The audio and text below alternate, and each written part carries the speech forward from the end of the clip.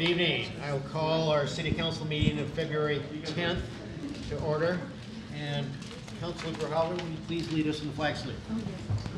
I pledge allegiance to the flag of the United States of America and to the republic for which it stands, one nation, under God, indivisible, with liberty and justice for all. Thank you. May we have a roll call, please? Councillor Cornwell? Present. Councillor Brizuela? Present. Councillor Schaub? Present. Councillor Wilk? Here. Councillor Cantu? Here. Councillor Grijalva? Presente. Mayor Lonergan? Here. Moving on then to announcements. February 17th being President's Day, City Hall and the library will be closed. Our transit system will be open, running their holiday hours from 9 a.m. to 3 p.m. And the Aquatic Center will be open their regular hours from 6 to 10, and again from 4 to 8.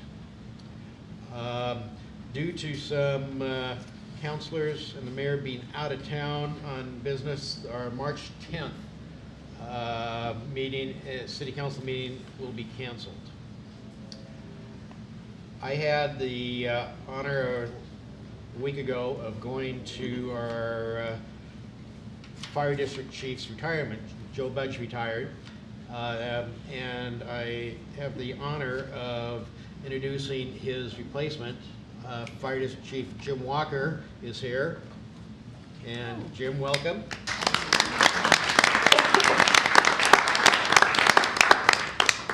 And he has brought and hired Mike Corliss as his assistant fire district chief. So wish you the very best and look forward to the strong reputation that we've had with the fire district. Appreciate that. Thank you, Mayor. We do not have any appointments. I do not have any community or government organization meetings. I do not have any proclamations to read. So we move on to presentations, which we have a few. First off, I'd like to recognize Sharon Corning. Sharon Corning has been a very integral part of the city of Woodburn. She's been on our planning commission for 14 years and retired this last month. Sharon is one that doesn't just come to a meeting to vote, say yes or no. She comes very well prepared. I've been at a lot of meetings with Sharon, and she dives down into the detail, and it was an honor to have Sharon serving the city for so long. Not only was she part of the planning commission, but also a very big part of our art mural committee and the budget committee. And am I missing anything? Right. Am I missing anything? No. So with that, we have a plaque that I'd like to recognize Sharon with. In appreciation of your 14 years of service on the Woodburn Planning Commission, your dedication to the betterment of Woodburn has enriched our community in numerous ways. The Woodburn community thanks you from 2010 to 2024. Chris, do you have anything to add that could be better than already said? Not too much. So I'm Chris Kerr, the Community Development Director, and I've been working with the Planning Commission since I came here, and of course Sharon's been on there the whole time, and I think you said it right. She is as diligent and detail-oriented as a commissioner as I've ever worked with.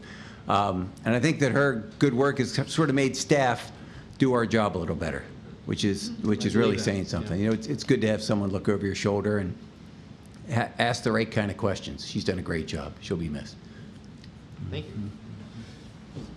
So, Sharon, can you meet me down here at the podium?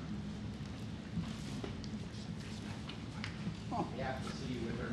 Can you do that?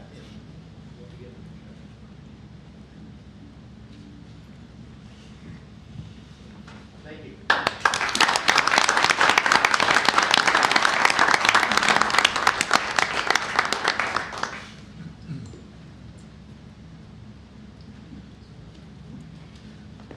Planning Commission will miss you, as I see we have two other Planning Commission members, actually three here, that are they trying to recruit you to stay on or something?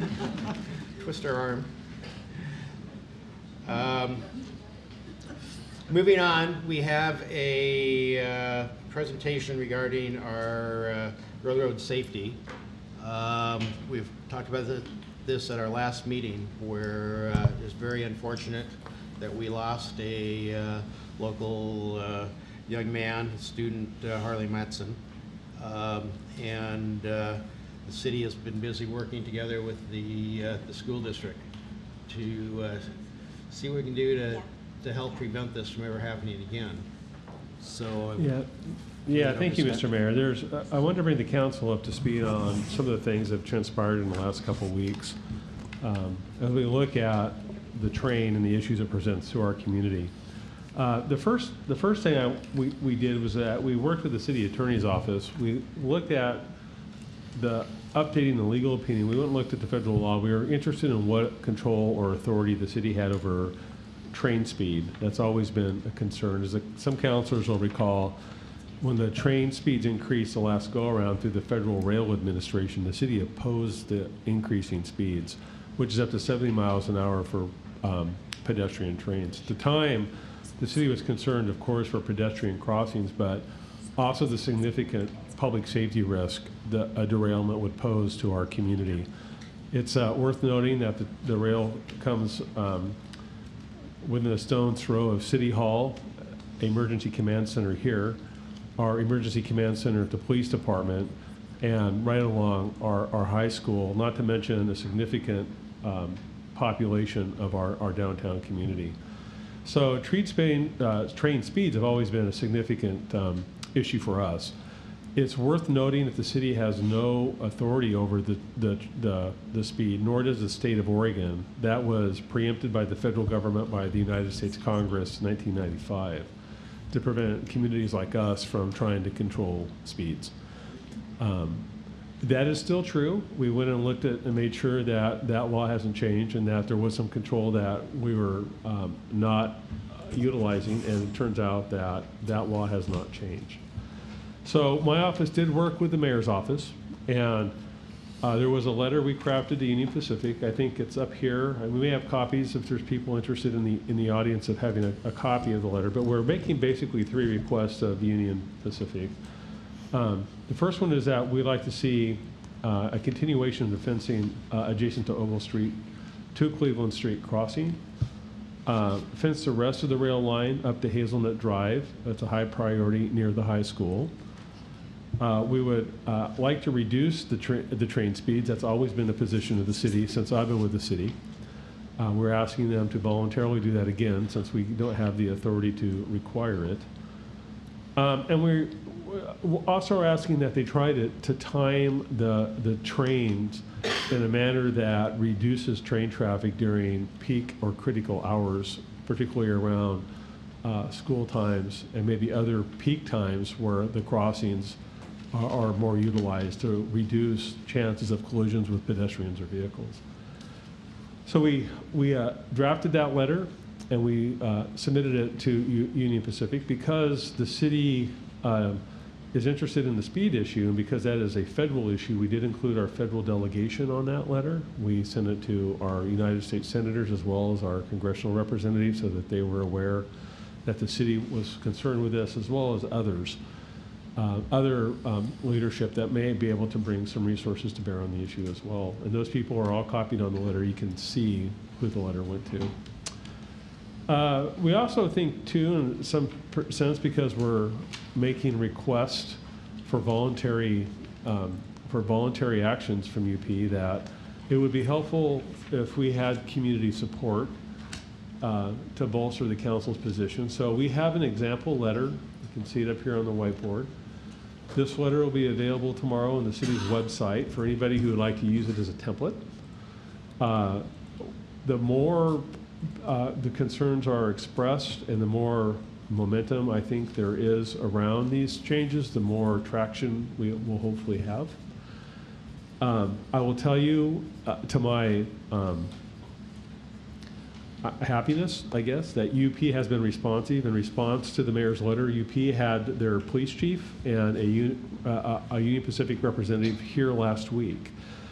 People may not realize it, but the railroad right-of-way is separate from the city, and it belongs to the railroad. They have a lot of power, and they have their own police department. And there is a police chief for the railroad for the state of Oregon that enforces laws on their right-of-way across the state. And so the police chief was here and met with our city crew, including Public Works and others, to talk about safety improvements that we'd like to see in additional fencing. This is very responsive for UP based on our past experiences with incidences that they'd actually come here, want to walk the site with us, to look at the issues and the areas of concern that we're pointing out, and to hear our suggestions. And we're going to talk a little bit about what we've talked with them about. I think they're receptive to it. Of course, it is completely their decision about whether or not to fence their property. They didn't say they would. They've got a process that they're submitting our request to, and I think we will hear back from them before too long. But we did propose a joint approach. There is some property that does not belong to UP, but belongs to the city, that the city does have control over. And we think that we can create some additional barriers to reroute pedestrian traffic near the police department and Legion Park and whatnot. And we're on city property. And so we're looking at that as well. And I'm going to, I think, turn it over to, is it Jim or Curtis or Renata now, to talk a little bit about the proposed, Curtis, okay. Curtis is the Public Works Director, was part of the meeting with Union Pacific last week, to talk a little bit about the fencing idea. I'm happy we're talking about fencing. I don't think any of the other recommendations that we're requesting were discussed. It seems like fencing seemed to be the primary interest of UP at this point. Correct. Curtis Stoltz, Public Works Director for the City of Woodburn. I was one of the individuals that met with the railroad police, and fortunately one of the gentlemen, or the police chief that is actually the person that's doing it now, was actually here when they built the existing fence that's on Ogle. So the recommendation from us and from him was to continue the same type of fencing. It seems to be the best fencing that will hold up. Matter of fact, this is like one of the only fences that they've put in that has lasted as long as it has. So they were very happy about that. But our recommendation, and their also recommendation, was to extend this fence from on Ogle Street to the north to the crossing at Cleveland Street. There is a couple of sections of fence that's in front between the railroad and Chemeketa Community College, where we've looked at talking to the community college about blocking off some open areas that would allow access for people to cross the tracks at that point as well. That's another area of concern that we're looking into. And then further to the north, like Scott said, up at the police department, there's a very prominent area where foot traffic comes through the park around the back of the police department and then crosses over on the bridge or the overpass that goes over the highway right there. And there's a lot of foot traffic that'll come either up or down the hill from the highway and cross over because it's a shortcut. So like Scott was saying, there's some areas around that area on both sides of the highway that we're going to have communications with some property owners and UP and ODOT in order to get some of that fencing connected to what we're going to put up, what ODOT's going to put up, or we're going to ask ODOT to put up, and then also UP. So there's a couple of different areas. UP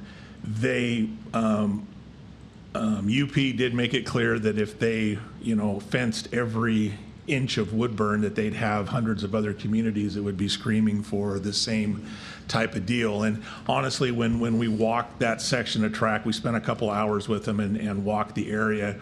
We were looking at the most prominent areas where we could see that there was a lot of trails and foot traffic.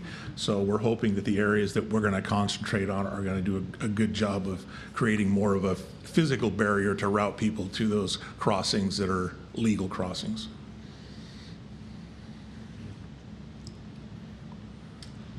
Thanks, Curtis. Is this okay? Volume? Okay. Hi, Renata Wakely, Special Projects Director. One of my first tasks, I've been with the city almost 3 years, and one of my first tasks was working closely with the school district near the high school. So Casey was one of the first folks that I met here at the city, and we've been in communication with the Department of Transportation on safety concerns with the rail and the Front Street overpass in 214. So I've been asked to provide an update on that project. It's been a long-term need in the community, and it's been 3 years of work so far, so I'm happy to report some progress. I know the city has wanted to install sidewalks and better pedestrian routes on the Front Street overpass for some time, and ODOT has repeatedly told the city we can't install sidewalks or safety improvements there because the overpass is aged and it's weight constrained. So working closely with the school district, we've made some progress with ODOT, so there is some good news. We cannot put sidewalks on Front Street. That remains a weight constraint issue for Department of Transportation. On the overpass is what I'm referring to here, if you can see the mouse. The city has sidewalks to the north, and we've installed sidewalks to the south, but this area continues to be a routing concern, including, as Curtis mentioned, students and others cutting through and crossing rail lines here. So our first meetings with the school district and ODOT, we identified lighting is a concern, again, the sidewalk issue, and the need for improvements at this crossing here, because Bulldog access to the high school is right here, and you can see a pedestrian path that students in the city's, or I'm sorry, the school district has kind of provided to get students on the campus. These plans are fairly recent in the past couple of weeks, so I'm happy that they're available for this presentation. ADA ramps will be installed on the north and south side of Front Street. The engineers believe that, although it may be counterintuitive to widen an intersection, in order to provide the pedestrian refuge or pedestrian island in the center here, there may be some widening needed here, and the school district has agreed and said, if it's needed, we'll provide that land. That's their property to the north. So final numbers to be determined, but that will give better lighting in the area, a stop point for visibility for students as they're making their way across that area, and widening of some of the existing sidewalks that we have here. So you'll see existing conditions. No curb ramps right now is the current condition, no island. And lighting was a big concern for the area because the school activities, continue, especially in the winter, into the dark.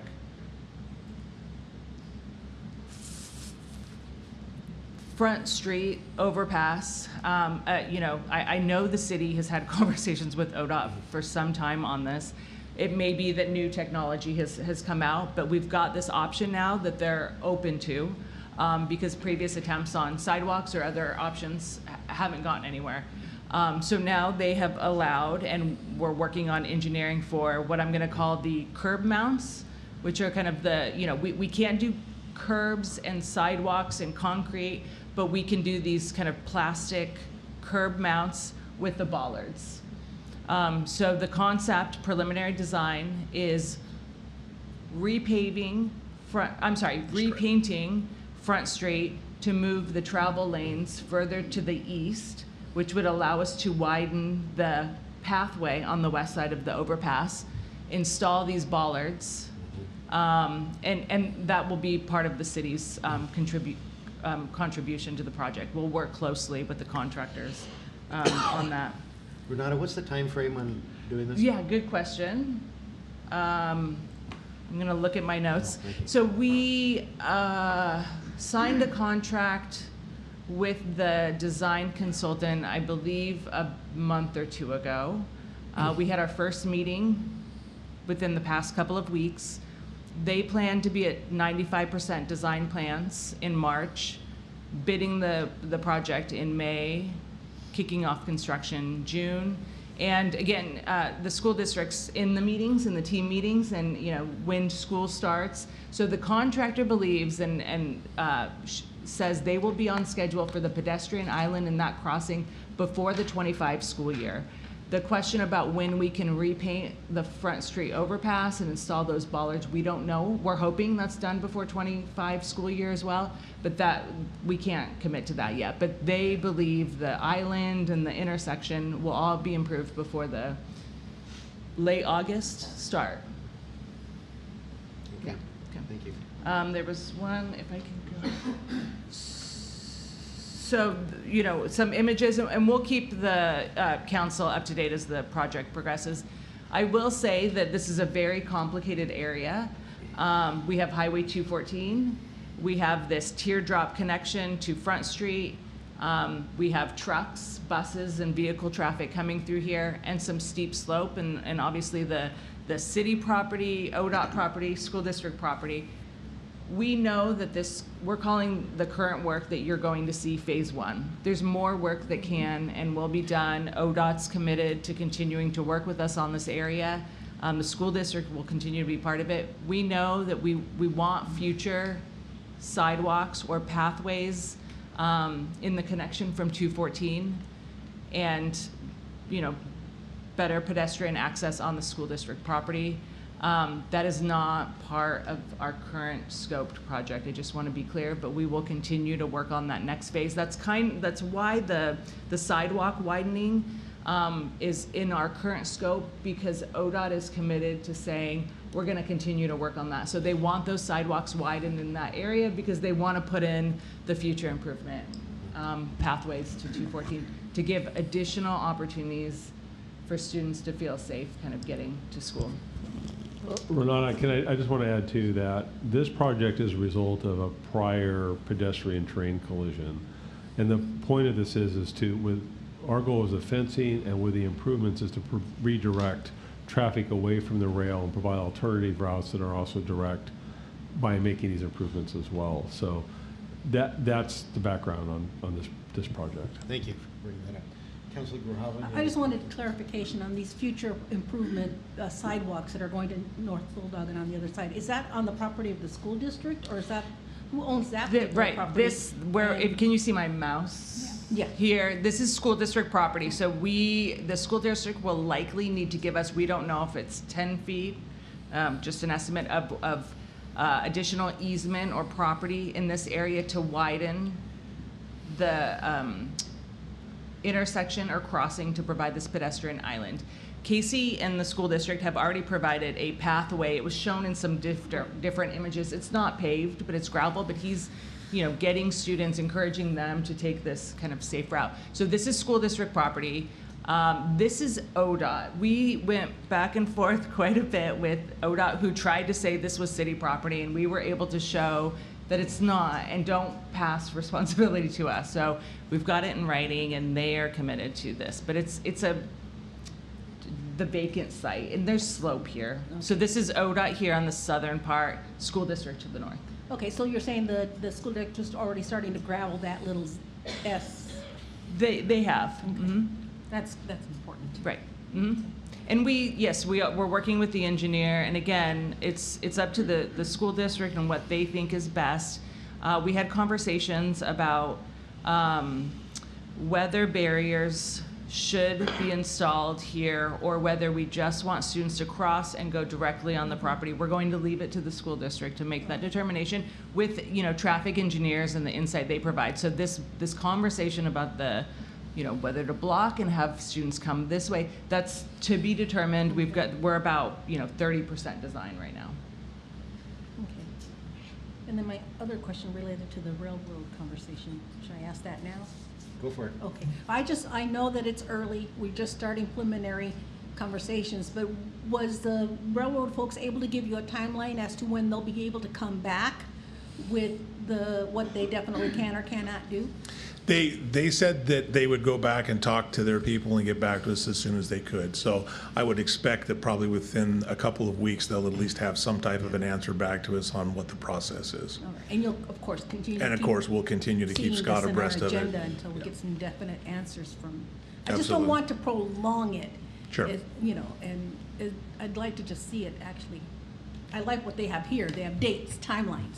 Yeah. I'd like We to aren't see at that point yet, but yeah, Okay. once those are available, Scott will definitely be keeping you abreast. Yeah, we'll definitely keep the council and the community posted on what the Union Pacific's contribution, will be. I mean, I think it's very positive. I mean, I don't speak for them, and I've got different experiences with the railroad in my career for sure. But I think it's positive that they were here. Certainly, that hasn't happened before, and so I think it's a good sign that maybe we could develop a project here. This is the first time I remember them coming out down here and examining this and being this interested after an incident. Yeah, I'm really pleased with their responsiveness to the city. So Scott, you pointed out that letter and to fill it in. What's the purpose of all that?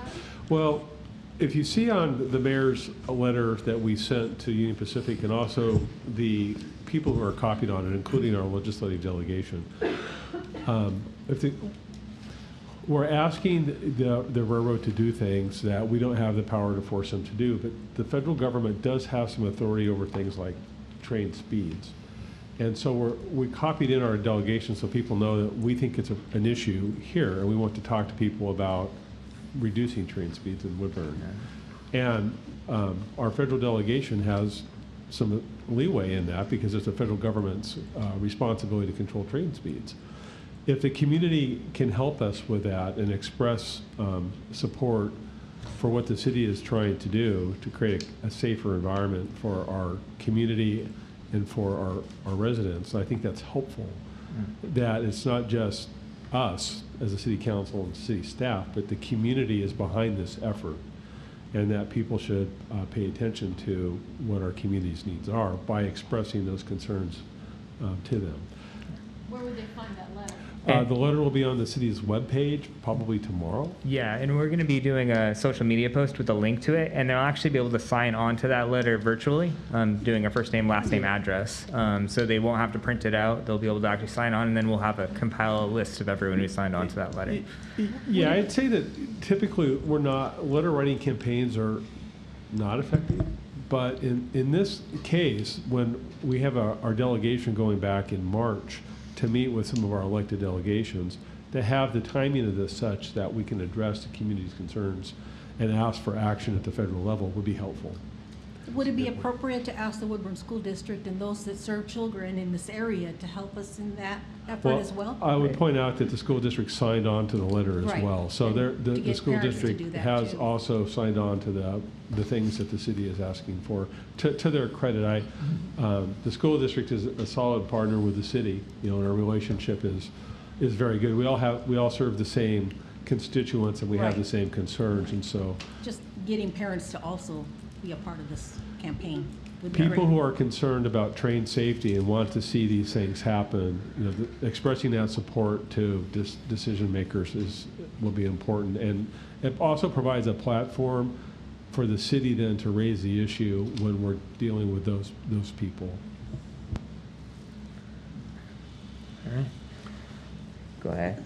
Jesse Cuomo, Community Services Director. Next, we're going to talk a little bit about education and outreach. And so Operation Lifesaver is actually a program that's been around since the 1970s. It's a nonprofit that works alongside with rail safety and education. So the school district actually has already been in outreach to Jessica Keene, their executive director, as well about getting education out to the schools. And we will also be doing the same on the city side with Zariah's helping others. We're going to be looking at trying to kind of do a multi-prong approach to this and not just touching the students and the parents and education within the school setting, but also at our city events and different things. So people are kind of getting this education from all areas. These education workshops, they'll come table at events, but they'll also provide education within the schools, like large assemblies and things like that as well. And our discussions with the school district, they are going to be looking at doing education when that time is right, so that students have some time to breathe after the incident, but also being able to educate their students as well. And they're going to be, the nice thing about Operation Lifesaver as well is it covers a wide range of ages, so working with younger ages as well as we progress into middle and high school as well. Another piece we want to point out too that we've been looking into, there is a program through the state of Oregon called the Safe Routes to School program. And so this would allow the city and possibly the school district as well to partner in a way for funding for a position that would, it's a specific position for safe routes to school. So that would include bike safety, walking, school buses, walking safety, as well as rail safety and different things like that. And so some districts across the state have these types of positions or partnerships within cities and districts. And so this is something we are looking into the possibilities of. There is funding available from the state for this. The next funding I don't believe is available until 2027, but we're still working to see what that fully looks like for that type of position and see if it's something that makes sense for the district and city to come together and have a position take place in the city. Also, another piece I wanted to point out, as Scott and others have mentioned, there is a piece to the rail safety piece that it is private property within that. And so technically, as Scott mentioned, there is a rail police and it is considered trespassing. And so, in cases of that, our police may see a youth on the tracks or something like that. We always want to lead with education first with items like this. It is not, not a heavy-fisted type of situation, but we want to make sure that our youth are safe. So educating first. If it becomes a reoccurring issue, then a citation could be warranted in that case. But that being said, we just started our Peer Corps program here in Woodburn. I think we've seen one full case, and we have a few more in the pipeline. But in the program that they host in Salem, a lot of the program, a lot of the referrals that came through Marion County Juvenile through that program were actually from trespassing on the tracks. And so it does allow a youth to use the deferral program for education versus having something on their permanent record. And so we did receive confirmation from Marion County that that would be the case in this if there was a citation provided to a youth. So they would go through the Peer Corps program and receive proper education. And we did speak to our partners at the Boys and Girls Club who kind of help with creating those sanctions for the youth along with the Peer Corps and saying we really want it to be very education heavy when it comes to the rail safety component if these do come up. So that is just another point we wanted to, as kind of the whole gambit, right? We're doing physical barriers, we're asking for speed reductions, but there's also this education piece as well. And as many have pointed out over the past several weeks, this really does start at home, right? With parents having the opportunity to speak to their kids tonight, as Scott's mentioned before. So taking that opportunity, strongly recommend that parents do that. Remind their kids of the dangers of the tracks, and that a shortcut is just not worth the time. So, but yeah, so just wanted to kind of paint that full picture of how this is looking from physical barriers to education in our partnership with the district and other organizations as well. Jesse, I would just like to say that Operation Lifesaver is a very good tool. If you spend some time looking at it, I learned stuff by navigating that website. Mm-hmm. So it's worth looking at for sure.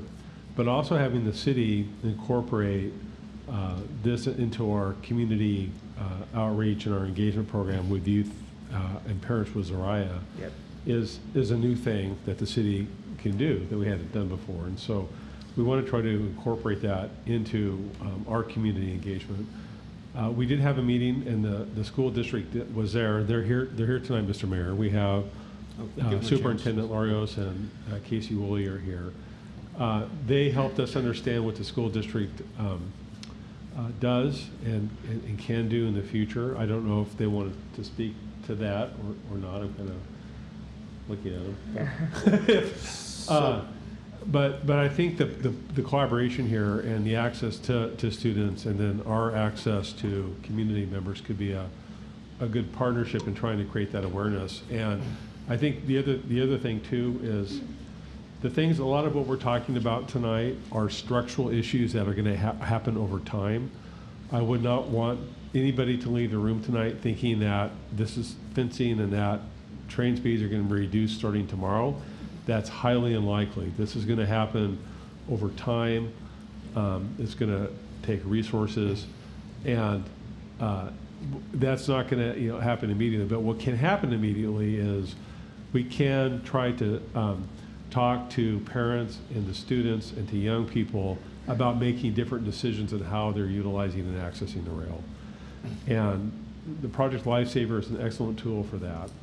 And those conversations could happen tonight. And somebody making a different decision starting today, could go much further than preventing another incident than something we're trying to accomplish with ODOT in 2 years. So that awareness piece, creating that awareness, how to engage effectively, that's really important because it can happen right now. I'm sorry, Superintendent, I didn't mean to invite you up and then take your time. So, Juan, before you start, I wanted to say we will, after we're done with the presentation, I'll invite people from the audience to come up if you'd like to have anything to say. We will try and limit that to 3 minutes for those after the presentation.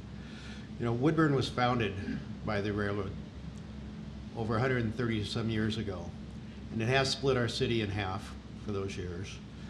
I don't know how many souls have been lost during that time, but I'm sure that we've had this kind of conversation after every one. A very good friend of mine in 1967 was killed driving across Lincoln after he'd just gotten his license, Mike Nelson. And after his death, the railroad did come in and they put their crossing arms down, which we didn't have before.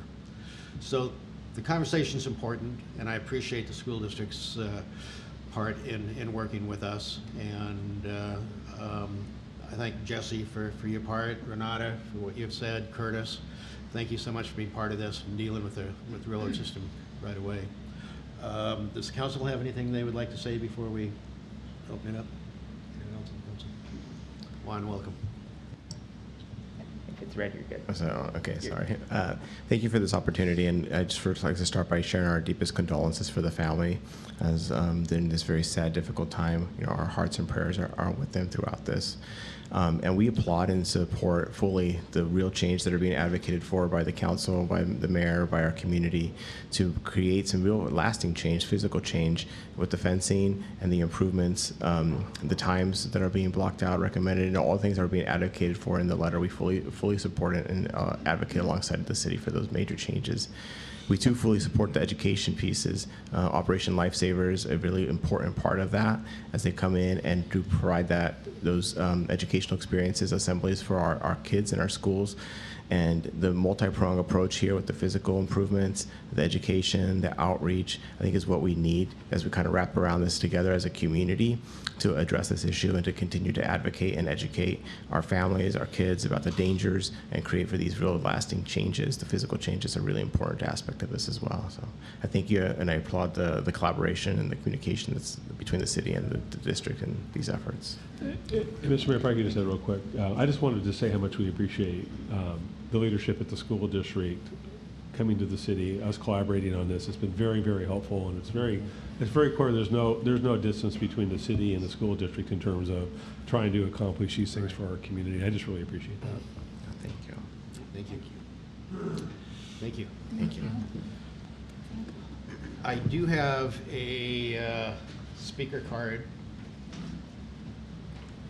from somebody that's online. Answer Mohammed, are you there? Heather, do you know is she on? Looks like she's there.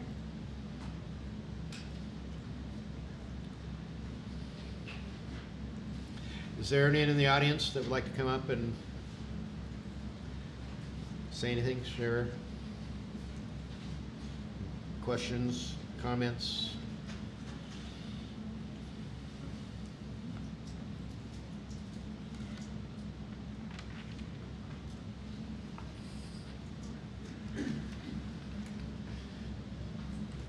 Good evening. Good evening. Please speak into the microphone. Give us your name, please. Yeah. My name is Yaretsi, and I was Harley Martin's. Speak as loud as you can, please. Okay, We're sorry. all hard of hearing. My name is Yaretsi, and I was Harley Martin's classmate and friend. He sadly passed away from a train accident 2 weeks ago, and I wanted to speak up about what us as the new generation want for our community to be safe. We should lower the speed limit for trains, and we should make these kinds of accidents and awareness to be safe. Harley had a lot to live for. He was respectful and responsible. He barely entered high school, and he had a lot of opportunities. So please take in consideration to make our city safer. Hey, thank you very much for sharing. I appreciate that. Harley is someone that we will never forget, as I've never forgotten Mike Nelson. He will live with us forever. Anyone else like to come up and have a word? Did we get anyone online? She's there, and I can see she's trying to speak at lights up, but for some reason it's not, our volume's on, but it's not picking her up. I texted her letting her know that, so. Okay, I'll give her about 30 seconds and we'll move on. Does anyone on the council have any input? Well, I have a comment. I was able to attend the gathering Saturday night down in the plaza, and it was very well attended and sad but hopeful because it brought some closure and gathering for everyone, you know how that works. But I'm glad I was able to share in that. Thank you. If I could just comment that I really appreciate the efforts to put additional fencing in. Woodburn has a lot of commuters, people that walk their paths all over this town. And the tracks are almost in some locations an attractive nuisance. And where this accident occurred, there's a pretty well-defined path that crosses from across Stark Street across the tracks. So whatever we can do to put actual physical barriers in locations where there's activity, we're going to be saving lives. Thank you, Councilor. And I agree. We will do everything we can do. We'll continue to work with Union Pacific. We're not going to be able to do everything. And the bottom line here is what Jesse was saying, the education. Try and keep our people off the tracks. Okay? Railroads kill, trains kill. Then, with that, let's move on. We have another presentation regarding the electronic plan review.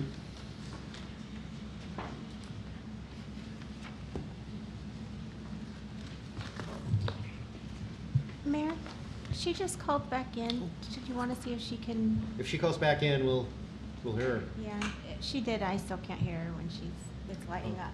But Okay.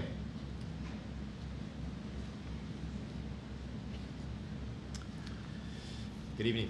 Good evening again, Mr. Mayor. Chris Kerr, Community Development Director. Here to introduce Melissa Gitt, our building official who supervises our whole building team, our plan reviewers, as well as inspectors. I'm always happy to be able to introduce her and have an opportunity to bring her out in front of the council. She does a great job for us. She's going to talk to you a little bit about our what's called DigiPlan, and it's sort of the next step in sort of the evolution of our building department, trying to bring it up to sort of all the way into the 21st century. We're bringing it along in terms of sort of our electronic permitting processes that we have. This has to do with how we're going to be doing our electronic plan reviews. We're going to be introducing it, re-rolling it out very soon. We're really excited about it. It's going to be, she'll talk about all the benefits to it. Go ahead, Melissa. All right, thank you. Good evening, Mayor and Council. Good evening. I just wanted to talk to you a little bit about our DigiPlan plan review software, but first I want to give you a little history. About 4 years ago, Woodburn signed on to the state's e-permitting system, and that's for all of our permit applications and tracking. And this DigiPlan system is going to integrate directly with e-permitting. It's going to allow us to sort of ditch these paper plans and roll into the future into this digital review.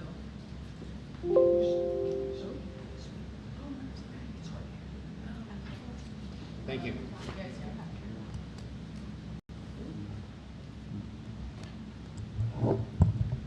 Is that better? Yeah. Okay.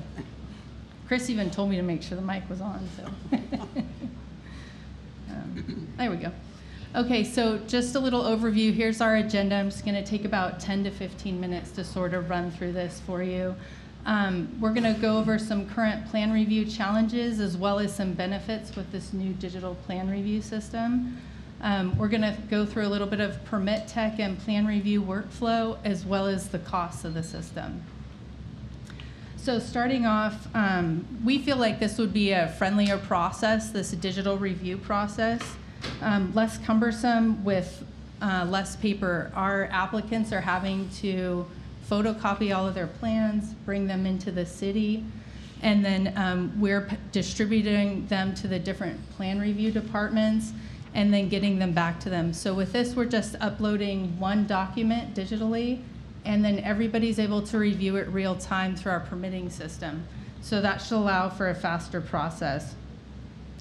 Our costs should be less, reduced expenses for photocopying and less staff time to pass around plans and get those all organized.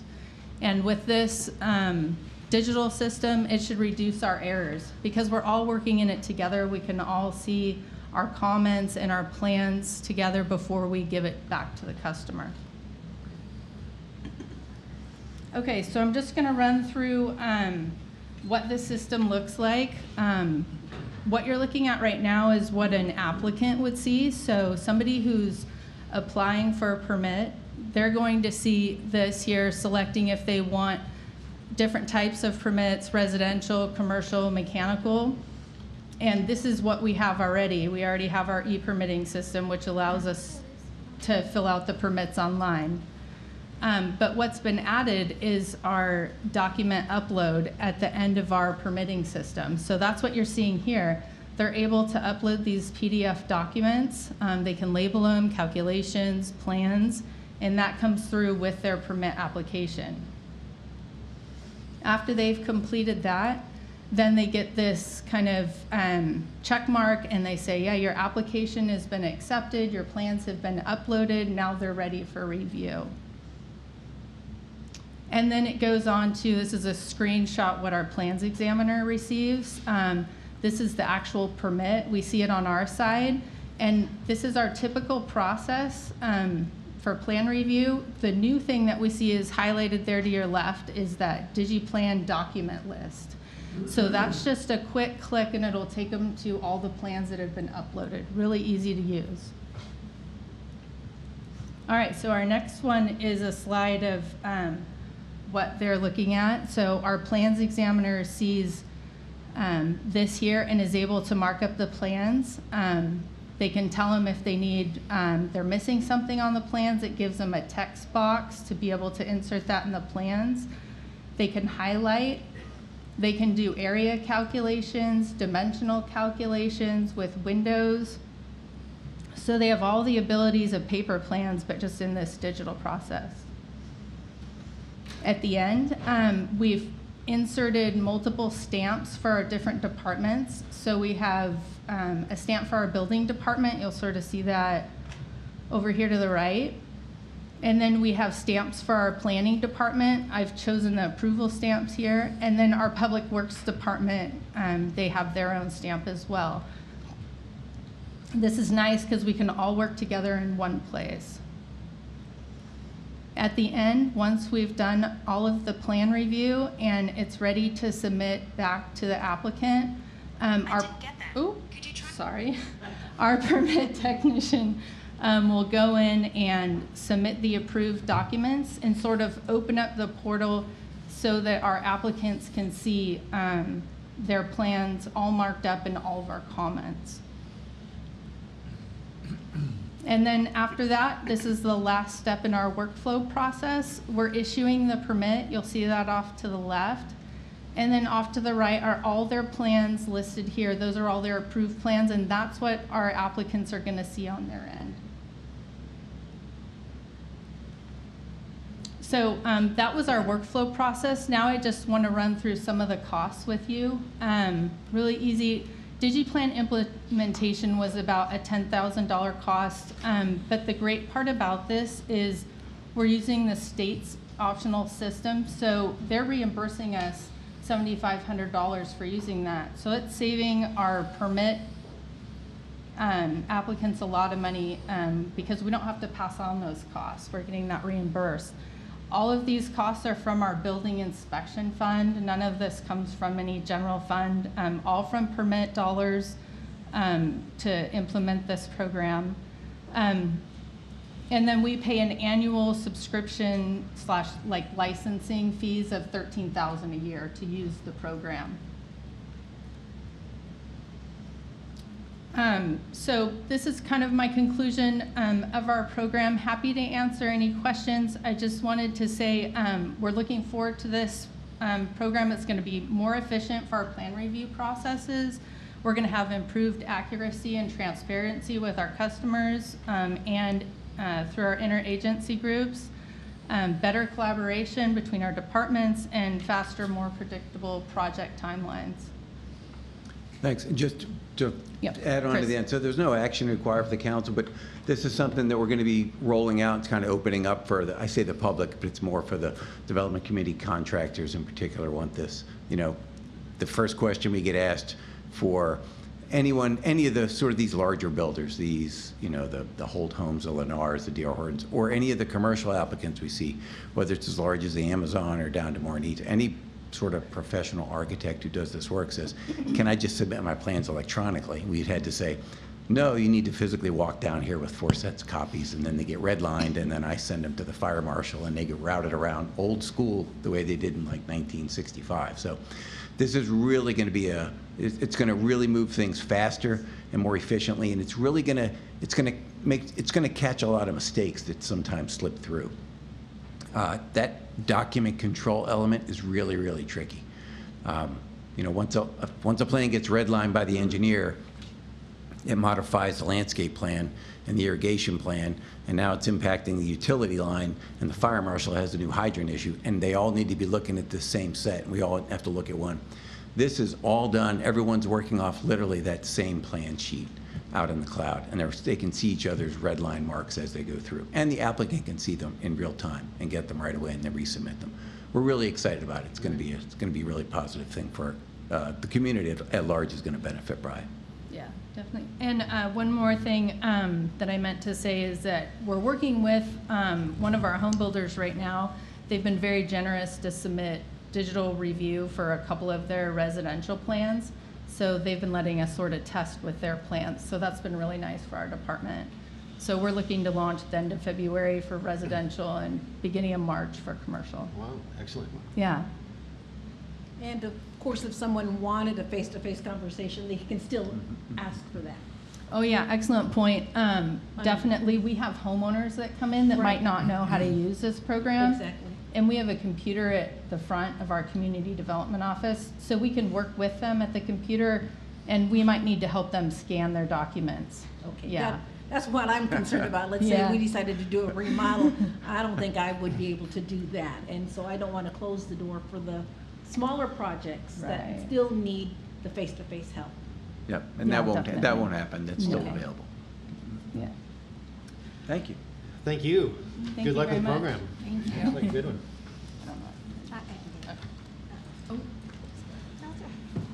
Okay, moving on. Next, I have business from the public. This allows the public to introduce items for council consideration that is not already scheduled on the agenda. Comment time will please be limited to 3 minutes. And I do have one request from a speaker card. Do we have Lauren Wilson on? I don't see her. So we lost Lauren too? Anyone in the audience care to have anything to say? It looks like the person on here is trying to speak as well.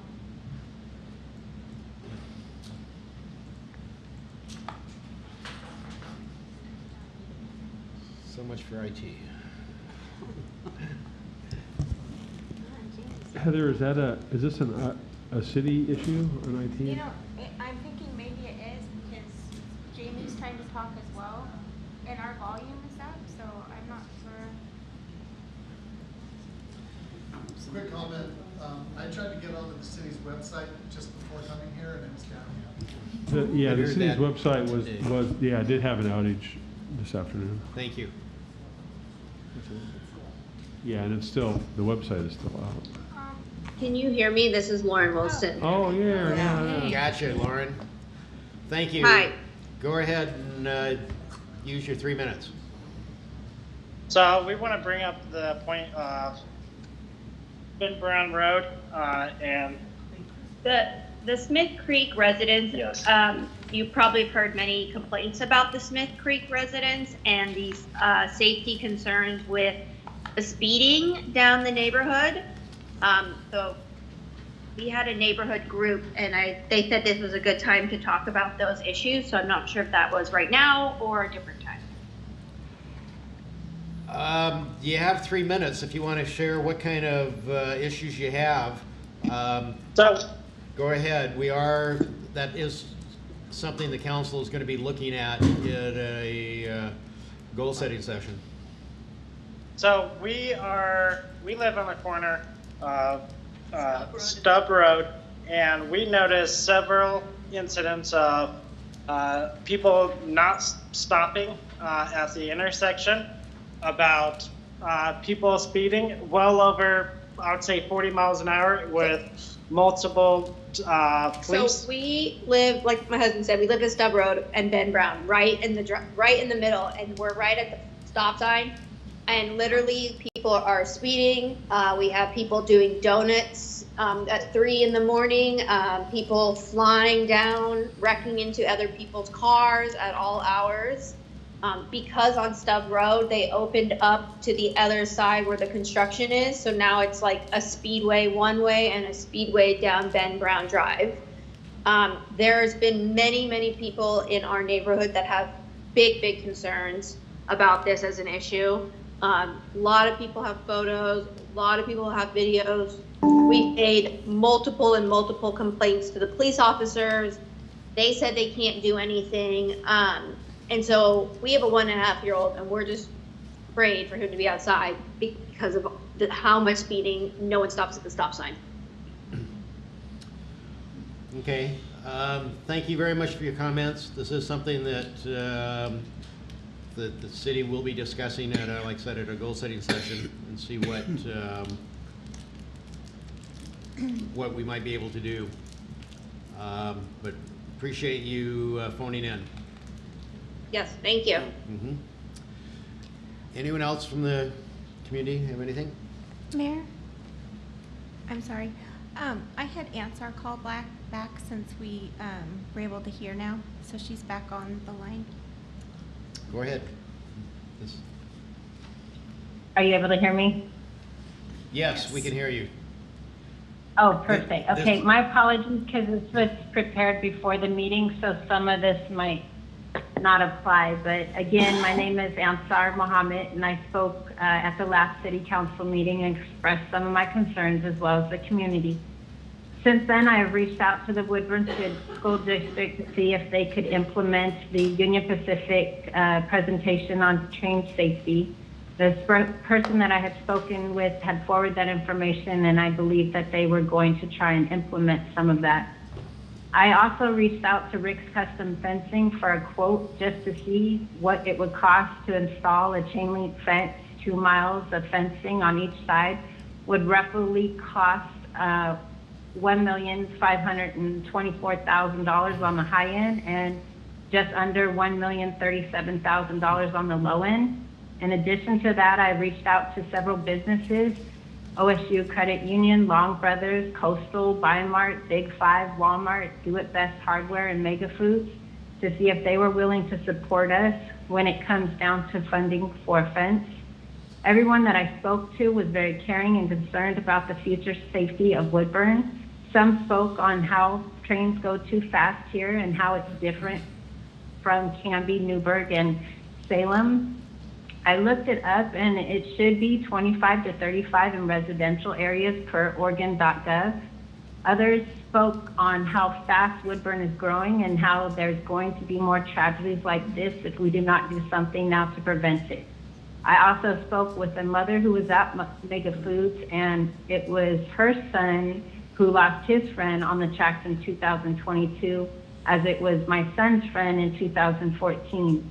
And I don't think that people really realize the ripple effect that this causes, not just in our community, but throughout our country.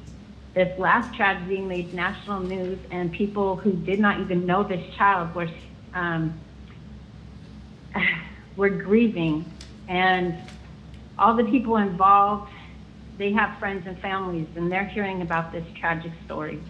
And when it happens repeatedly, you reopen the trauma. You see, I didn't know Harley, but with all the people I've spoken with and all the posts that I've read, this child had a heart of gold. I was told he bridged his peers together, and I truly believe that he is bridging our community together. I hugged his mother, and I told her I wish I could take away all of her pain, and I told her I'm so, so sorry. I, like others, just cannot sit back anymore and just let this continue to go.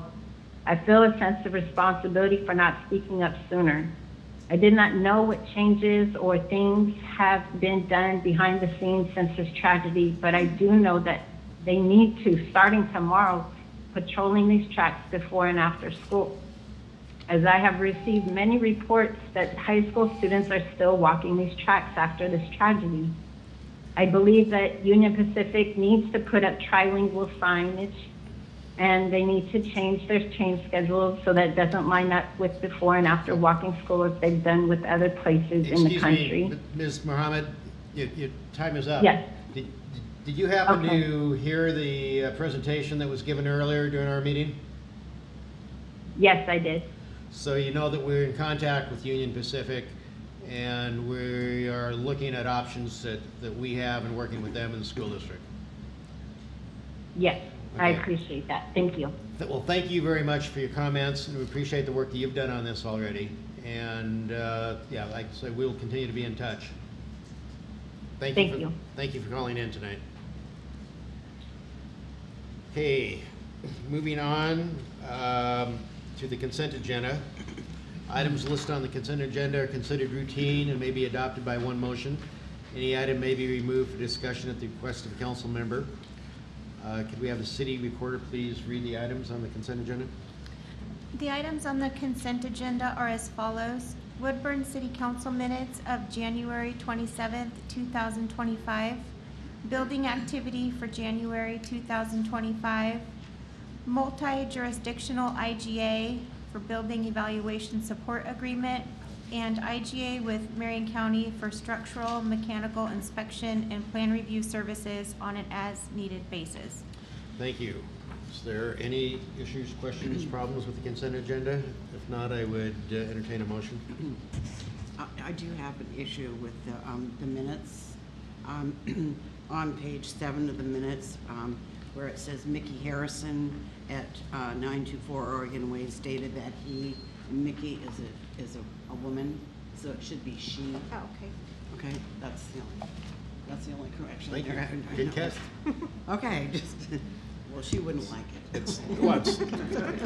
I'm glad to see the city recorder should be happy that we're reading the minutes. Yeah, that's true. Yes, I am. Thank you. Okay, so other than that, then I move to accept the consent agenda. As presented. As presented. Second. Moved and seconded, all in favor, signify with an eye. Aye. All opposed, the same. Motion passes unanimously. Thank you. We do not have any table business. We do not have a public hearing tonight, so we move on to general business. The first item is the final decision document approving the U.S. Market gas station development. Okay, yes, okay, so I move that we adopt the final decision approving land use application, conditional use 24-2, design review 24-2, phasing plan 24-1, and street adjustment 24-1 for the U.S. Market gas station development, and authorize the mayor to sign the final decision document. Thank you. Is there a second?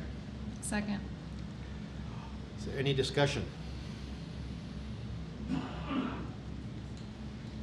Then, We had like a caveat with it, and did we clarify what was going to happen across when they pull out the exit area, the houses across the street, they were going to agree on something there. Thank you. I'm happy to talk about that kind of briefly. Chris Kerr again. As you know, you just finished up your hearing at your last meeting, very busy meeting, and in front of you is the final decision that staff prepared. And one of the things we tried to capture was the a motion that was made for an additional condition of approval to address the additional vegetative screening on the opposite side of the street. So there's 3 homes on the east side of Oregon Way, and there was a motion to add vegetative screening there. So staff has added a condition CU12 is the number. It's on page 81 in the report that you have in front of you.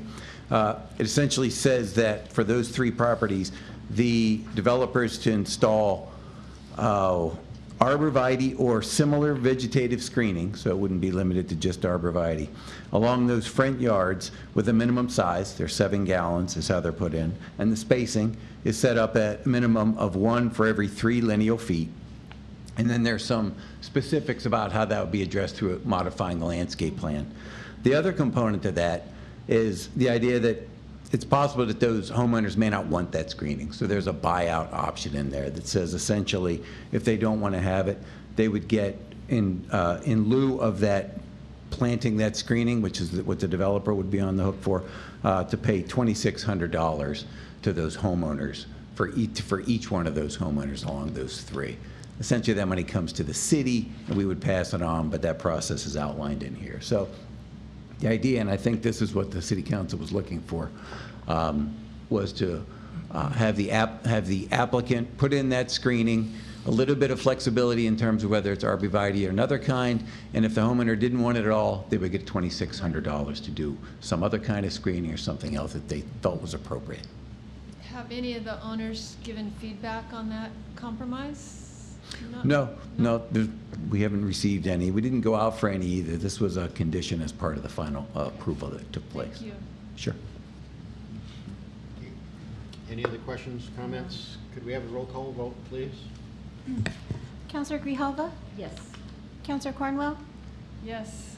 Counselor Cantu? Yes. Counselor Brizuela? I will abstain since I wasn't here.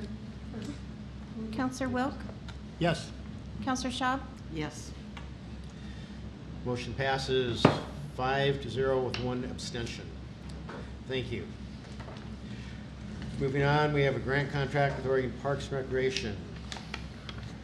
And we have a staff report. Yes, we do. Community Services Director Jesse Cuomo, again tonight. See me in a couple more times, or at least one more time. We're going to pull up a quick presentation. So the recommendation in front of you is to approve a contract with the Oregon Parks and Recreation Department for a local government grant that we received, that we were awarded in the amount of $698,167, and authorized the city administrator to sign that agreement. So we went to go pursue this funding, and as you can see, this is the Boone's Crossing Park neighborhood. So some history on this kind of plot, on this land. It does kind of have quite the history. This is on South Boone's Ferry there. And so in 2000, the city granted a land use approval for this development, the Boone Crossing PUD, which is on off of South Boone's Ferry Road. And so this originally was to occur in 3 different phases. And then later on, there was obviously the economic downturn, which then caused a pause on this project. Following that the Great Recession, the developers actually were working with the city to then negotiate and reinvest into the project and creating it into a 3 and 6 phase, 3 phases 3 through 6. So basically changing up how the phasing was originally planned. So in 2016, an agreement was found for that project, and so that took a long time with our legal counsel and our planning department and many others to come to that agreement. But part of that land use agreement as well was a dedication of a 3-acre park or parcel that was going to be used to develop a neighborhood park on, and so.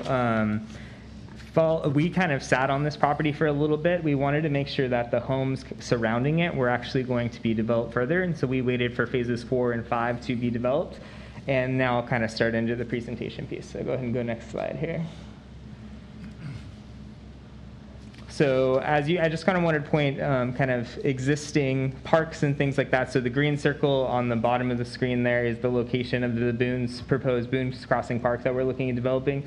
Those sections in purple are actually trail connection pieces, and that piece to the left, or which would be to the west, is Centennial Park. Go ahead and go next. So again, you can see the development, that 3-acre parcel triangle in the center there. That is phase 6 that is surrounding the outside edge of that Boones Crossing. That is, I believe, currently been approved for multifamily. I think it's like townhomes. So it's townhomes. I believe that's considered multifamily housing. So that's going to be surrounding that section there following this development. Go next. So part of this, we actually reached out to, once we started getting some cost estimates on this project, we realized that we weren't going to be able to fund it as we would like to with just using park STCs. It was going to drain that fund more than we would have liked. And so we started looking to alternate funding opportunities. Local government grants is one we've been successful in securing in the past. And we were fortunate enough, especially this year, that there was actually a trigger that was hit within the legislation, and that actually doubled that funding. And they finally hit a certain trigger point. And so statewide, that fund went from a I believe it's normally an $8 million annual, a $16 million biennium amount to $32 million. And so there was about 50 applications across the state, and we were one of those applicants. Go ahead and go to the next slide. How we kind of worked on this prior to even getting to this point, though, we really wanted to make sure we were engaging our community members. So we actually brought on a landscape architect to help host some community meetings. Really, the landscape architect was there to help us, not really host community meetings. We were pretty good at that, but actually taking that information and then developing a plan around the concepts that the community would like to see. And we saw, we sent a mailing out to about a half-mile radius around that park, because we really feel this is not more of a regional park, it's a neighborhood park where it's going to be located, and so we wanted the specific input from that community. And so we had about 40 people show up between those 2 public meetings. Go ahead and go next. So this is just a rough high level. This is not how it's perfectly going to be when it's completed. Ideally, this, as long as budget allows, this project will have a playground, sports courts, a picnic shelter, and then walking paths throughout. One caveat I definitely do want to point out is on the east side of the park. It is actually in a separate land use approval with the folks who are building phase 6 of Boones Crossing to actually put in those right-of-way and sidewalk improvements.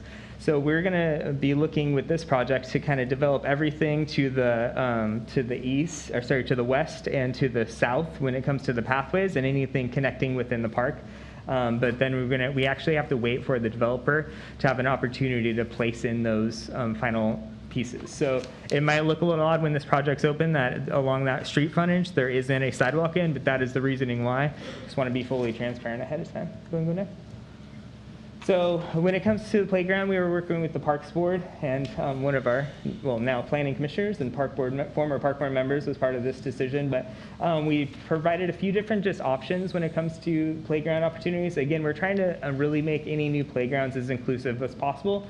So similar to what we're hoping to do at Settlemyre Park, we're trying to bring more inclusive features. So this shows like a communication panel, so those who maybe are nonverbal or even speaking different language can speak with each other using a communication panel. And we'll show a couple other pretty pictures here of possible play structures and things that we'll see. Go ahead and go next. This you can kind of see some different opportunities when it comes to play as well. You can see in the background there's actually a partner swing, which you would have an adult sit on and then have a youth actually in a bucket swing, so you could swing together. You have an assisted swing where you have on the far right hand side where it's kind of that full chair type of swing, and then these amenities in front of you on the left hand side as well. Is that like a ramp for a wheelchair on that one? Yes, and so it would have some wheelchair access in this piece of equipment. And this is something that the park board, when we showed them a few different options, that they were most inclined to. You know, everything is somewhat budget dependent. You never know where things are going to go, but this is ideally the direction we want to go for this playground. So we did present the budget to the Oregon State Parks Review Committee on this grant, and so we actually also included a section of land match we were able to do. So you're actually able to use land match for, I believe it's up to 8 years when land is acquired, and so we were able to sneak that in under the wire, and so that allows us a little bit of flexibility. We have to have a 50% match on this project, so we have to match that other amount. And so we can also backfill with our SDCs. So if there is any, say we do have some cost savings and we don't spend over our match, we actually could use that land match as kind of that filler, saying, so we're still upholding our obligation of the match using the land, if that makes sense. So go ahead and go next. And so that is really the high-level kind of piece of it. It's a really exciting project. That's a significant amount of funding we received. Like I said, we were one of 50 applicants. I also want to say a huge thanks to Renata, who assisted on this grant. We both worked on it, and then I had the pleasure of presenting, but she was definitely assisted a lot in writing the grant as well. So I would open it for any questions or anything else. Thank you. Go ahead. I have a couple of questions. Yeah. After reading the attachment B about the standard terms and conditions, and it talked about perform site reviews of the project and inspect all equipment, facilities, and I was just wondering about the playing equipment that's going in for our children. Now, is that inspected yearly or every, No, that's a great question. Yeah, we actually have several staff. My parks maintenance supervisor, Jeff Crabtree, as well as a few of our staff are actually playground certified, safety certified. It's called SEPSI. And so we actually had a recent development, the Dove Landing, where we actually had Jeff go through, before we actually took ownership of that park, and went through a safety inspection and found several actual pieces that were installed incorrectly. We didn't know why the things were showing up in our safety inspection how they were, but then we came to find out that certain panels and things weren't installed correctly, and they went out and fixed those items. So yeah, we do those at least annually, but we actually do them several times across the year.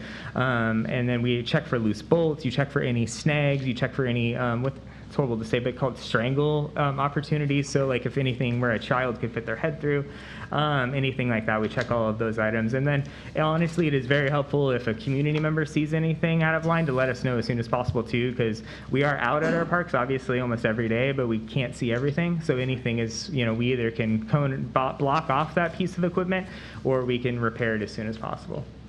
Thanks, Jesse. Any other questions, comments? I just, for the record, just before we vote on it, just want to state that my husband owns a property in Boone's Crossing, and him and I manage this investment property, so just wanted to state that for the record, but all the work here looks... So is this park going to add an asset to your... I think it adds an asset to our whole community, but, so... Jesse, have we been able to use a land appraisal for a matching grant before? I've never heard of that. I believe we possibly have, but not in my tenure. So I'm not quite sure. Maybe Jim would have some historical knowledge on that. Yeah, but we have. Okay, yeah, I thought so, but it was before my tenure. So. It depends on the granting agency and whether or not they'll consider that as like a cash match or any kind of contribution. Yeah. And like I said, local government grants, it said there are restrictions where I believe it had to be purchased or acquired within 8 years, and so we were right on the verge there. So we were able to squeak it in. It's fantastic. Excellent. Yeah. I would. So I had maybe a quick comment or question. I've become enamored of late with the Woodburn Now app, which has a number of different features, including report an issue. And so when you mentioned that if any citizen sees something that's amiss with one of our parks or a safety concern, that they report that, and I'm just not sure exactly how to report it. And then my suggestion is if that could be added to the app, that'd be a great, easy way that people could report things. That does help us. I actually get messages through that or even through our email channel in which you can do that, and they go to directors quite quickly. They get filtered through and they get routed to the right department, so that is always helpful for us. Anything else? I would entertain a motion. Okay, thank you, Mr. Mayor. I move to approve the contract with Oregon Parks and Recreation Department Local Government Grant Program Award of $698,167 and authorize the city administrator to sign. Is there a second? Second. Been moved and seconded. All those in favor signify with aye. Aye. Opposed with the same. Motion passes unanimously. Moving on to substance use treatment agreement with Bridgeway Recovery. Absolutely. So again, I'm Jesse Cuomo, Community Services Director, and I also have with me Carlos Texidor Maldonado. He's the Chief Executive Officer for Bridgeway Recovery. So Welcome. I'm going to start out with a brief portion of the staff report here, and then I'm going to hand it over to Carlos to really go into the nuts and bolts of their programming. I wouldn't want to do any disservice of misspeaking to those skills. So what's in front of you tonight is to approve a multi-year contract with Bridgeway Recovery and authorize the city administrator to sign. So in July of 2021, the state of Oregon reached a settlement agreement regarding the national lawsuit against several pharmaceutical companies who were part of the opioid crisis. As a result, Oregon is set to receive nearly $600 million over 18 years as retribution for those pieces. And so the state of Oregon will receive 45% of that to allocate to the as they need to, and then 55% of those funds will be going to local jurisdictions and counties, and then that will be broken up by population. And so of that, Woodburn is, at least by the exhibits that were provided, is supposed to receive an estimated $1.2 million during that 18-year payout schedule. And so with the understanding of that funding coming through the pipeline to us, there's many smaller communities that are looking at using these funds, and they're actually putting them back into the county health department pools, which might work for some communities, but you just can't guarantee that those funds are coming directly back into your community at that point, right? They kind of get swallowed up in the greater health programs or things like that, and it's really hard to understand what is coming back to your community. So upon that, we kind of took our model as we did through our ARPA funding projects and identifying partners that we could possibly bring in to provide local and regional services, specifically more local in this case. And so after doing some research into this space, really Bridgeway Recovery really stood out among the rest. They're one of the largest providers in Marion Polk counties who provide drug and treatment services and other things like that. And so we've been working with them as trying to get them into the Family Resource Center, filling which was Liberty's House's spot in that space, and then provide services. They will be provided some tenant improvement funds as well as $120,000 initially. We have been collecting those payout funds already. The problem with this funding sources is really inconsistent.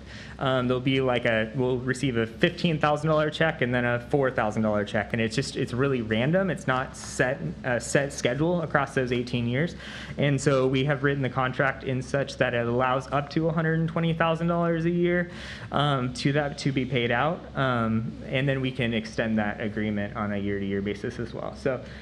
With that, I did want to let Carlos actually speak to the programs and that they are looking at bringing to the Woodburn community, and I'm happy to answer any questions post that, but I'm going to hand it over to Carlos in that space. Thank you. Good evening. Good evening. Can you guys hear me? Yes. All right, I'll bring it a little bit closer just in case. When I started this, I'm Dr. Carlos Texidor Maldonado Lopez. Hey, where's my set? But Carlos works. So I represent Bridgeway Community Health, and Bridgeway has been servicing our communities in Marion County for decades. Our current iteration of Bridgeway has been in effect since July 1st of 2009. And we are the only provider for medically managed withdrawal, also known as detox, in our community, one of a very few in the state. We also have, the only residential problem gambling in the state, 1 of 5 in the nation. And we aim to service our community, not duplicate services that our other community partners are doing. And in communicating with Marion County Health and Human Services, they conveyed that there is a need in the Woodburn community and they welcome our support. And again, it's not to compete against other providers, but just we know that there's such a huge need, and that's what we aim to do, to provide care. We have co-occurring therapists or counselors, co-occurring meaning that they provide services for mental health and substance use. And as we move forward, our goal will be to aim for bilingual clinicians in Spanish, English, and Russian and English. That will be our highest standards of co-occurring therapists and counselors. And we know that there's a need for the youth and adults. So our goal is to find clinicians that could work with those particular populations. And initially will be Monday through Fridays, and have evening groups and counseling sessions, appointments available for families and individuals to accommodate for work schedules and after school, rather than impeding, families and youth from attending school and things. So we're just trying to work and support the community the best we can. We also support other communities. We have 5 residential programs. That means inpatient. One of those located in Staten. We have a women's stabilization located in Kaiser. So we have been welcome into other communities, and because there's understanding there's such a great need in regarding substance use disorders. And I had a 3-hour presentation ready, but I didn't want to take you guys' time, but I'm open for questions. We can save that for tomorrow. I know. Yeah, we'll invite you back. I have a couple of questions. I would, if I could just tackle real quick, I just wanted to say that we've had a conversation with Ridgeway now for several months, and seem to fit a real unique need in the community, providing access in the Family Resource Center specific for our community with the use of these dollars. And I just wanted to add to what Jesse said about the funding, is that this money that's a settlement from the opioid court case is restricted and dedicated towards support of drug use. It can't be money that can be diverted to other programs. So this is keeping the money local and keeping the service accessible to people in North Marion County. I'm sorry, I didn't mean to interrupt. Okay, I agree. It's a good way to handle it. Counselor? I just had a couple of questions. First of all, I'm not quite sure where you're located here in Woodburn. Currently, we're not. Oh, you're not located in No. Woodburn, but you're looking for, yeah. Yep. Jesse was talking too fast. I couldn't. Sorry, my No, apologies. The goal is to locate you- the program at the Family Resource Center, I believe. Yeah. And that will be, That's 970 Cascade Drive. So Cascade where Drive. Love Inc. is, you have Love Yes. Inc., you have Safety Compass, et so cetera. you're thinking that's where they're going to be? And- Yeah, they would actually be in the last suite in that location. Okay, and then so you're gonna open up an office with clinical staff? Correct. Okay, and hopefully bilingual. And that was my other question. It specifically is addressed for opioid, but it could be any drug use, because you're going to be Correct. offering all coverage for all type of use. Yes, and it'd not be just- Oregon Health Plan or, OHP that will cover certain, the bulk of we also have county funds that provide indigent services for individuals that may not meet or have access to Oregon Health Plan. But yes, it will be primary, usually with even including this grant, even though it's targeted towards opiate use disorder, usually they expand it to all substance use rather than just saying, oh, you don't have an opiate problem, we can't assist you, we can't help you. So it'll be for anybody struggling with substance use disorder. So that was my other question. For those folks that don't have Medicaid or insurance or coverage, can these funds be used to provide services to them? And then I also see that you're going to be doing like 2 different kinds of reporting, one financially and one, the types of reports you're requesting from them. I mean, who's going to evaluate those reports? Because obviously you need someone to make sure that they are in fact serving the number of people that we need them. There's no limit as to how many people they're serving and all of that kind of stuff, or they're not serving enough.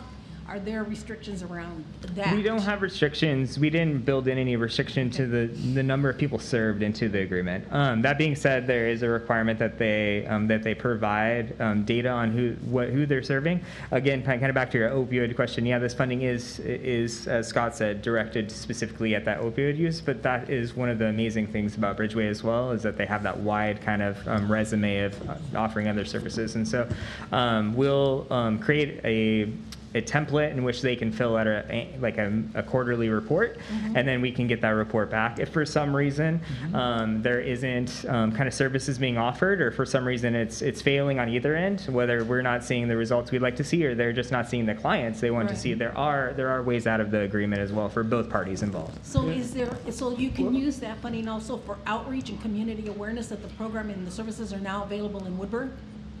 I think this grant is only for treatment services, so I don't think it covers outreach. A couple of important points here I think it's good for the council to recognize. One is that because the Family Resource Center is owned by the city, we can charge a very low rate for the use of that, which provides an opportunity for those nonprofits like Bridgeway to locate here, when otherwise they wouldn't be able to afford normal commercial space. And the other great thing that the city, I think, has been pretty effective at, which is using a little bit of money. The opioid settlement money will not fund the full scope of the operations that this program is bringing. Right. So it's a rate of return on the use of these dollars that we're able to bring in a nonprofit that will invest more money than we're able to fund in terms of providing a service for the community. And so all those things are I think really good for Woodburn, but that the return on investment in services based on Bridgeway locating here with our little bit of money compared to their other funding sources that they're bringing to our community is what's really, I think, good. And then I would just say too that the dedicated nature of these resources do require that the city, if called to account through any kind of an audit, could demonstrate that we applied those dollars within the parameters of what they were intended to do. Yep. Anything else that comes in under Bridgeway's operations or programming would be an additional to what we're contributing towards that.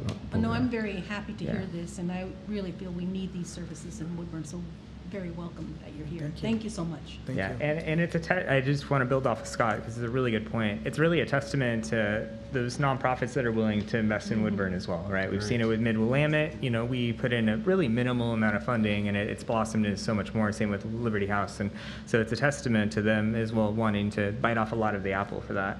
And one more piece, because Scott brought it up as well, is kind of come to the rent with Family Resource Center. I think currently we're at 68 cents per square foot, which includes power, includes cleaning service, includes your actual landscaping and custodial service as well. So they're probably looking, I think it's about $340 a month for rent or something like that. I really so that's, these types of things to make sure that the money is actually going out to the community. As Scott said many times, this resource center is not about the city making a buck. It is about actually providing service to our community members. And so being able to provide a space like that. And I appreciate the city going towards local services in Woodburn and local partnerships with nonprofits. That's huge and that's wonderful. Thank you. Thank you, Councilor. I have one comment. Woodburn did for many years have a presence, a physical presence here in Woodburn. So my comment is welcome back. Yeah. I remember that. Yes. Right. Yeah, welcome back. Yes. I was actually at that location on Young Street. Oh, yeah. Yes. Any other comments, questions? Then I would entertain a motion.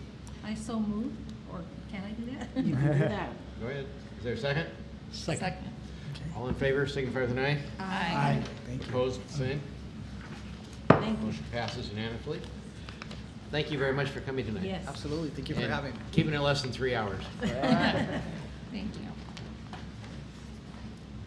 Next up, we have a construction contract for First Street Sanitary Sewer Bypass Project.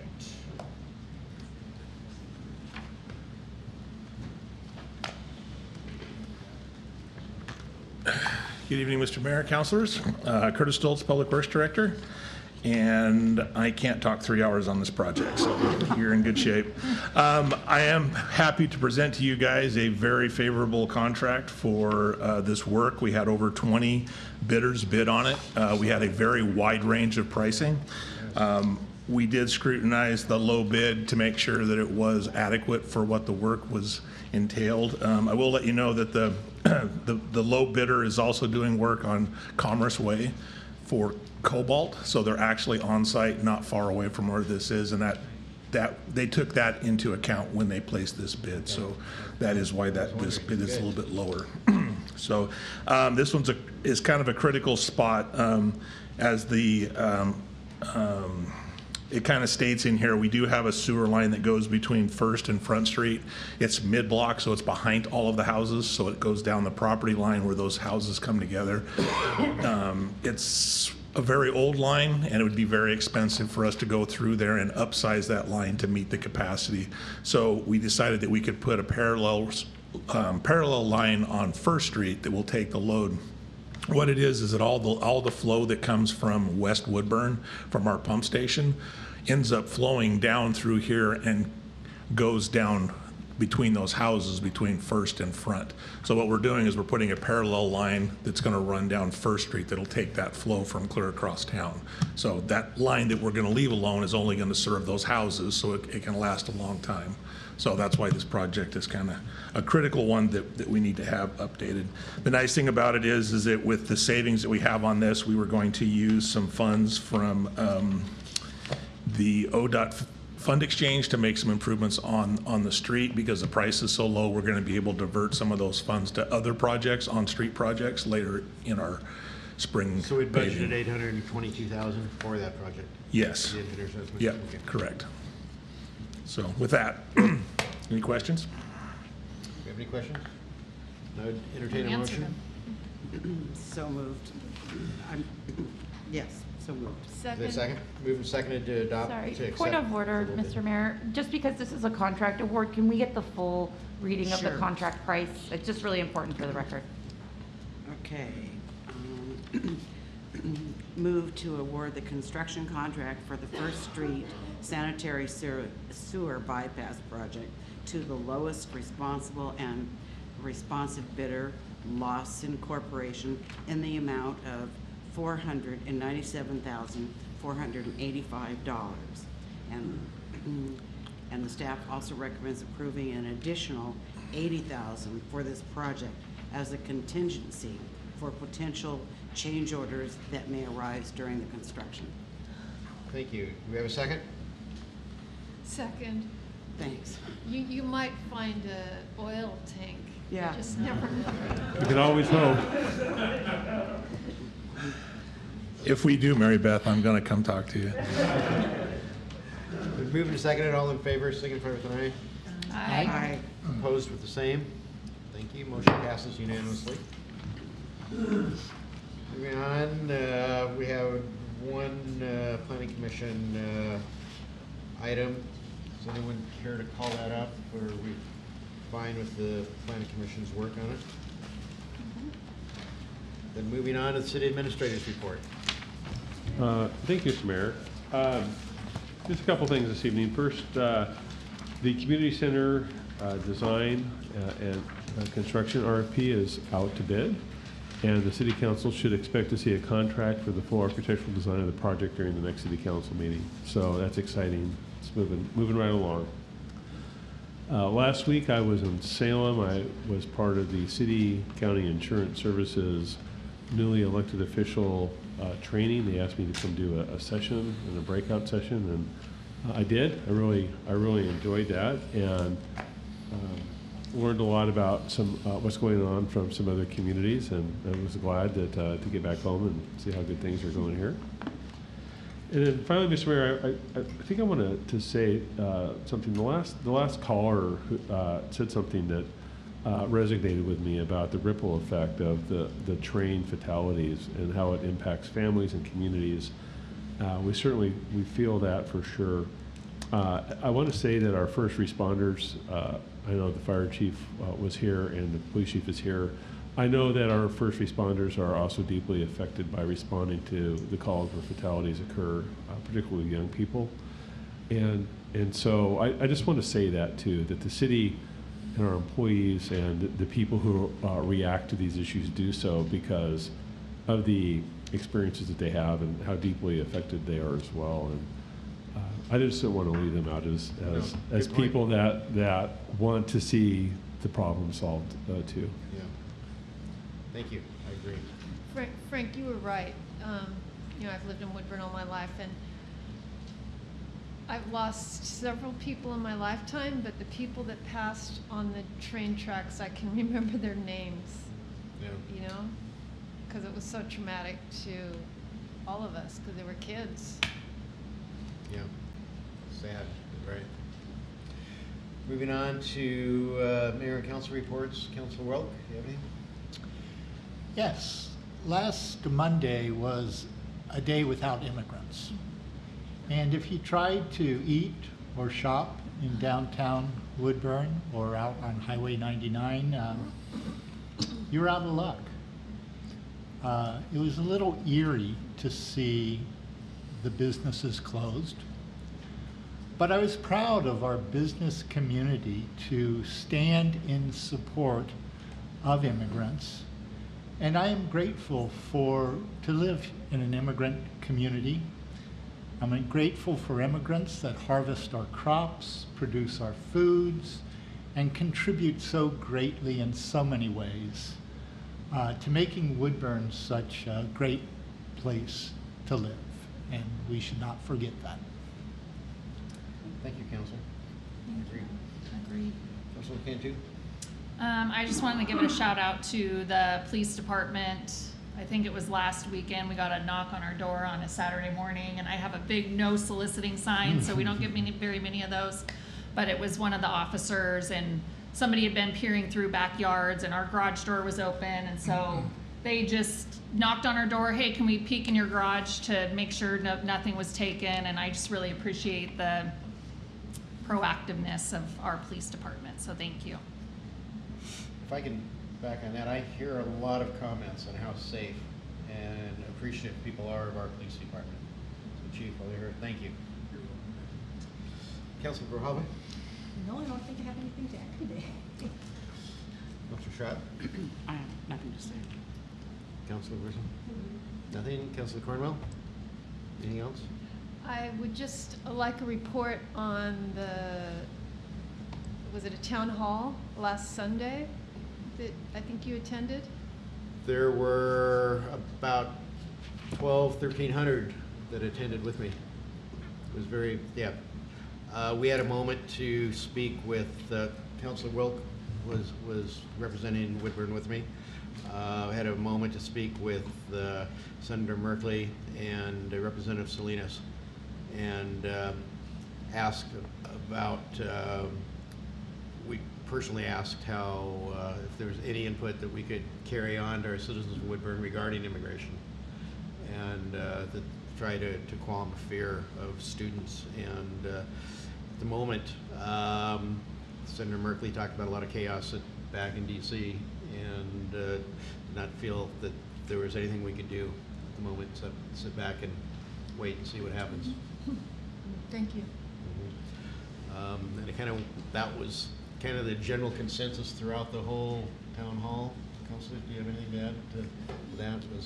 Yeah, I mean, we live in some pretty different times, but what was encouraging was to see a packed auditorium of concerned citizens there, not just to see our senator and representative, but to voice their concerns about what's going on in our country at this time.